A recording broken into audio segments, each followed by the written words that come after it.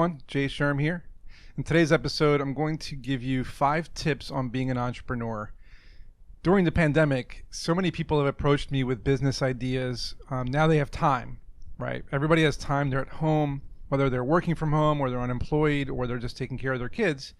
They're finding themselves with the time they finally craved in the past 20 years to finally create that business, whether it's a mobile app or a physical product, an e-commerce store, a brick and mortar business, which I would say is not a good idea right now because most stores are closing down, not opening up. So if you want to be an entrepreneur when it comes to technology, and I'm going to base this around technology because most businesses today are starting online, not in person because, again, the pandemic. But these 5 tips go way back. I've been saying these forever. And the first one, if you're going to build an app or a website or anything that is technology based, learn how to code. Now, I don't mean you have to be like the best programmer in the world. You don't have to be the next Mark Zuckerberg. But you should take some basic HTML, CSS, and JavaScript classes. There's a lot of them for free online. You'll find some on Codecademy and Khan Academy, and there's so many websites and tutorials. Just go on Google and type in HTML, CSS, JavaScript tutorials or free courses. You'll find a bunch of them. Once you get the basics down, you should learn how to build a basic website and how to interact with the database. Now, if you don't want to do this, because it is kind of next level, maybe just learn how to use WordPress. If you learn how to use WordPress, and I don't mean WordPress.com, I mean installing WordPress on your own host server and then interacting with WordPress that way. There's a lot of templates you can work with. There's a ton of plugins out there, so you can create a lot of functionality without actually building it. But if I were you, and you're going to build an actual platform that people are going to use, not just an e-commerce site, but let's say the next Instagram, you should learn how to build a basic website that connects to a database. And this way, you can build what's called an MVP, a minimum viable product. And if you try to get programmers to join your team to make your platform scalable and like much better, more popular, full of features, they'll be impressed that you built an MVP on your own without having any coding knowledge prior. Plus, one of the reasons why I always tell people to learn how to code or to at least build a prototype is so that you can show it to people, right? Once you can show people your prototype, they can give you feedback. And you might even get some early adopters, some beta testers. Friends and family are great, but you want to show it to people you don't know as well because they're going to be truthful. Tip number 2 on being an entrepreneur, whether it's technology or not, you need to learn how to use social media effectively. And I don't mean posting a picture on Facebook or posting a video on Instagram. I mean, you have to really look at what's trending in the world online. What are the popular Twitter tags? What is newsworthy? What is Google trending right now? And based on what's trending, you can start to base your content around these trending topics on a weekly or monthly basis.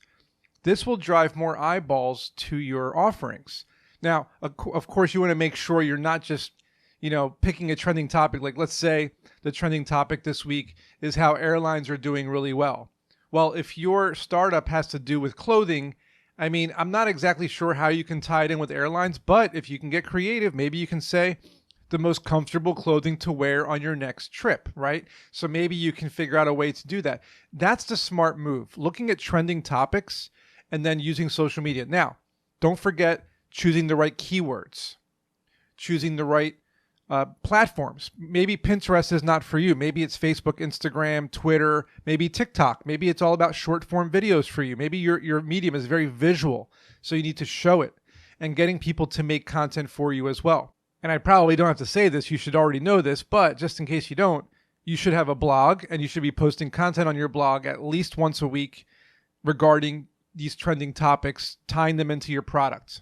So tip number 3 ties this all together. You have your website, you have your platform, you have your social media pages and your blog, and now you need something like Google Analytics to start figuring out what's happening on all of these platforms, especially your website. You put a code into your website and you can see who's coming to your website, how long they're staying there, what their demographic is, their age range, their gender, where they were before they came to your website, that kind of thing. Google Analytics are very important because you need data to drive your decisions. If you find that most of the people coming to visit your site are, say, 28 years old, well, you're not going to be advertising to 58-year-old people. You're going to be advertising to the people in their 20s because that's who's coming to your site. Same goes for if people are in their 50s. Well, you're not going to advertise to people in their 20s because that's not who's coming to your site. So you want to kind of stick to your niche market, make it bigger, and then later other people will come, of course. But just stick to your niche market and definitely use data to drive your decisions. It's very important. One of the things I like about Google Analytics or other analytic programs is you can use spreadsheets, right? You can export your information from the analytics programs and you can look at it in spreadsheets and charts. And that's important. You want to see daily growth, weekly growth, monthly growth. Something in the tech world is called DAUs and MAUs. It's daily active users and monthly active users. You can even drill it down to weekly active users. These are the people that are coming to your site or your platform or your app on a daily basis, on a weekly basis, and on a monthly basis, and they keep returning. You want to see that return rate, because if you have a very low return rate, then why aren't they coming back? Something's wrong. Use your data to figure out why. Tip number 4 is to network as much as possible. Now, this is an old tip, and this goes back before the pandemic when there were a lot of tech events where you can meet people in person. Things have shifted to online now because it's all about Zoom video meetings and, emailing. And now it's even probably easier because everyone's at home and a lot of investors are at home. A lot of company founders are at home. Everybody's working from home for the most part.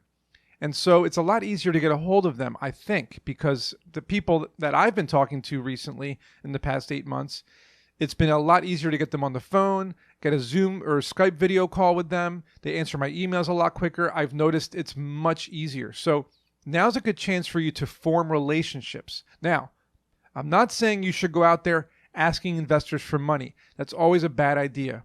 You do want to ask investors for feedback and suggestions. They love to tell you what they think about your product or your business because they're experienced. So they feel like they can help you in some way without having to give you money. The cool part about this is if you do talk to enough investors about your product and they give you feedback and suggestions, and then of course they're going to ask you questions. When you give them the answers, if they like your answers, they might actually say, well, are you looking for money? So you might actually get an investor to invest in your business if they like your answers. Another great thing about networking online is you can get people to try your platform. So say you're on a Zoom call with someone and they know what your website is or your platform, and then you start talking about a certain feature. And then you say to them, well, hey, if you wouldn't mind trying it out, I can show it to you while you're trying it. Well, now that you have them on video, you can see that they're actually downloading your app, installing it, and trying it, right? And now you kind of just got a new user, right? And you can get their feedback live. I mean, there's no better time for this. So definitely start getting feedback from people on video calls. Make a group call, have it like 10 people, and have everybody download your app and try it out and get user feedback live. Offer an Amazon gift card as a prize to the person with the best feedback, or a prize for a random. Just choose someone at random out of the 10 people at the end of each call and they get a $10 Amazon gift card or whatever. And this incentivizes people to actually try your product, but you also get killer feedback. And the 5th tip to being an entrepreneur is that you have to be able to tell a great story in a short amount of time. This is what you would call an elevator pitch, for example. Now, even though you should be bootstrapping your business and not asking investors for money, you still should be able to clearly tell your story in 30 seconds or less. And the kicker is, you need to be able to tell a friend, a family, or a complete stranger your idea without them knowing about technology. So you have to kind of explain it as if the person is 4 years old, because you might just go right past them. For example, let's say you have like a biomedical startup and your pitch is like, I'm totally going to make this up. I don't know much about biomedical, so don't hold me to the accuracy. But let's say you invented a new brainstem technology platform, kind of like what Elon Musk is doing. Your pitch would be something like, at Brainstem Technologies, our intraocular technology bypasses the neural networks that span wide arrays of neurons and electrons. And by integrating electronic feedback loops with silicon resistors, we're able to tap into the virtual environments within the brain synapses. So like people are going to be like, what the hell are you talking about? You know what I mean? Like, so you have to make it so that it's really easy to understand. And there are actually 4 things you want to do in your pitch. There's 4 topics you want to say or 4 points you want to hit. And they are the name of the company, like what's your company? What does the company do? What's it actually do? What problem does it solve? And then what's the solution, or what benefit does it give people? Like, why should people use it? So I'm going to make one up now that right on the fly here that is easy for people to understand, and it makes a lot of sense.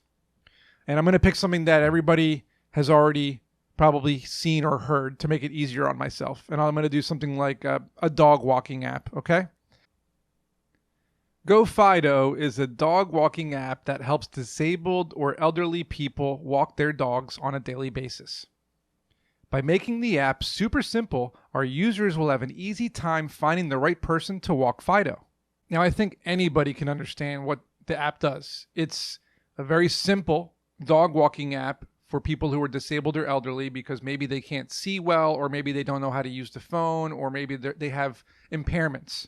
Right, so I'm basically saying this app has a focus on people who have issues using normal apps. And people will immediately understand what the app does. It helps them find people to walk their dog in their neighborhood. So that's how you want to do a pitch. You want to make it very simple, problem, solution, what the app does. And if you can do all this and my other tips, you're going to be on your way to be an entrepreneur. Now, of course, I can tell you another 20 tips of being an entrepreneur, but these are just some of the basics. And I think that this is a good starting point for anybody who wants to go into business. Hopefully it helps you out. If you have any feedback or suggestions, I always answer my comments, so please feel free to leave one. And I'll see you in next week's episode.